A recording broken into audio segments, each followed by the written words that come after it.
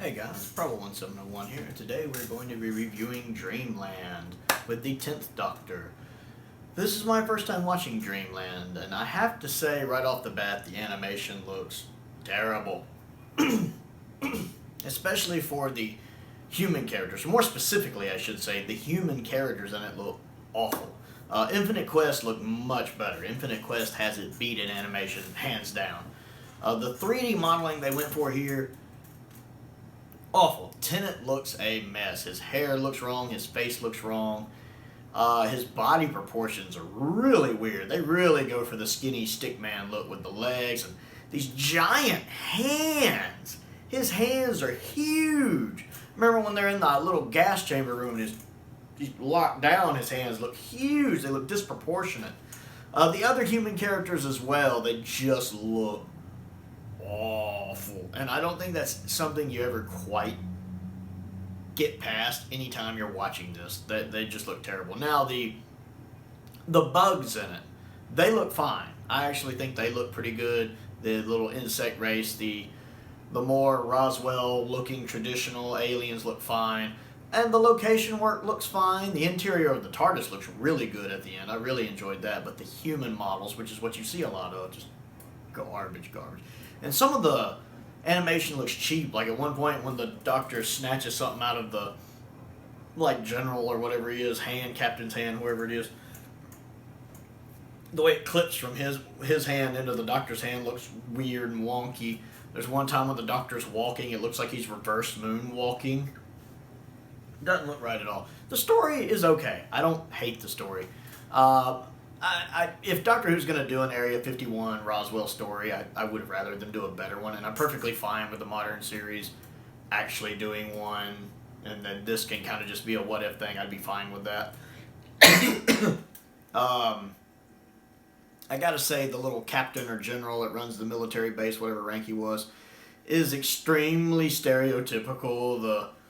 Alright, we have to do what's good for America and stop the Russians, ha! You know, the military cut, and I get this was, I noticed in the end credits it was a, kids BBC show, and I understand that it's kind of generic and kind of, but still, watching it as an adult, I'm like, that's such a cliche. It's such a two-dimensional character that it's a little frustrating, but it is what it is, and he's in an alliance with the bug aliens because they gotta stop the Russians, since the story takes place in the 1950s. Of course, the bugs will turn on them. What a shock, the bugs turn on them.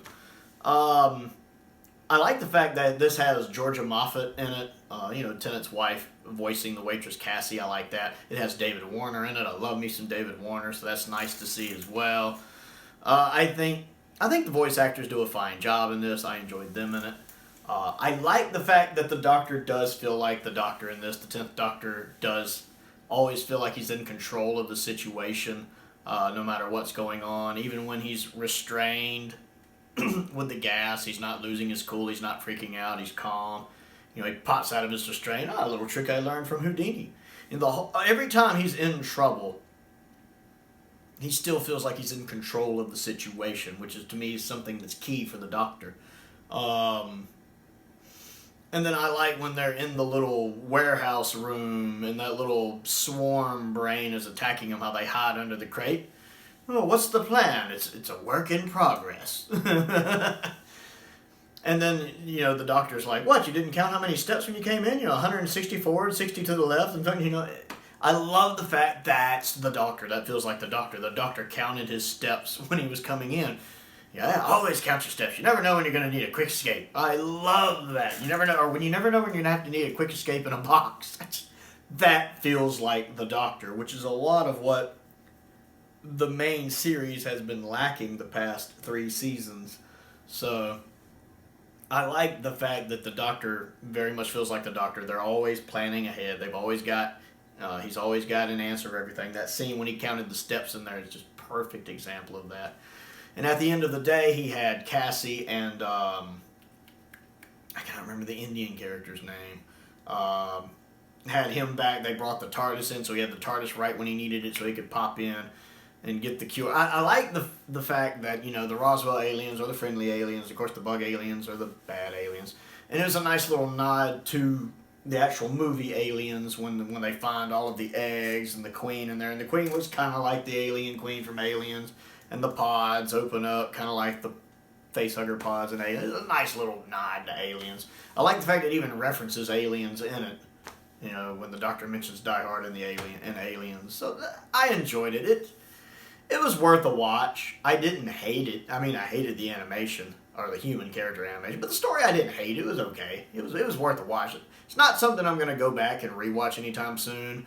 And Infinite Quest is way better. I think Infinite Quest has way better animation. I think Infinite Quest has a better story too.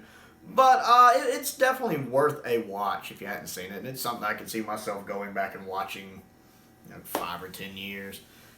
It wasn't bad. It was worth a watch. So I enjoyed it. It was nice to see another 10th Doctor story, and I don't think it's quite as bad as some people complain about. It wasn't great, but better than Fear Her. So that's my thoughts on Dreamland, Doctor Who's take on Area 51. Have you seen Dreamland? Let me know what you think. Which one do you prefer between Dreamland and Infinite Quest? So comment down below. I always enjoy hearing from you guys. Other things to do, click the like button, click the subscribe button, click the bell for notifications so you never miss out on another video.